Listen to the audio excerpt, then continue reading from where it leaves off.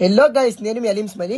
ఏం లేదు గైస్, ఈ మధ్య అయితే నా బండి పెట్రోల్ అయితే మస్తు తాగేస్తుంది గైస్. అసలు ఏమైందో అర్థం కావట్లేదు గైస్. అందుకనే అయితే మా ఫ్రెండ్ అయితే శ్రీ లక్ష్మీ గణపతి కార్బన్ క్లీనింగ్ అయితే పెట్టండి గైస్ షాప్.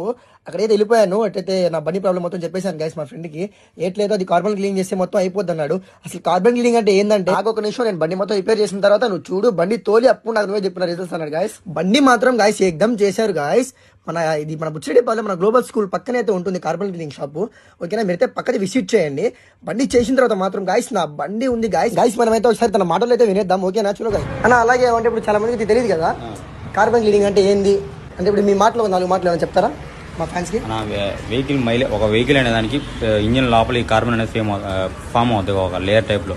ఇది ఫామ్ అయిన తర్వాత ఏం చేస్తానంటే, ఒక వెహికల్ మైలేజ్ రాకుండా, పికప్ రాకుండా, ఇంజిన్ హీట్ అవటం, ఓవర్ హీట్ అయిపోవటం, ఈ ప్రాబ్లమ్స్ అన్ని దేనికి వస్తాయంటే ఇది కార్బన్ వల్ల వస్తాయన్న. ఇది మైలేజ్ ఇప్పుడు మనం ఏం చేస్తాం, జనరల్ సర్వీస్ ఏదైనా ఇంజిన్ మార్చడం, మెకానిక్ దగ్గర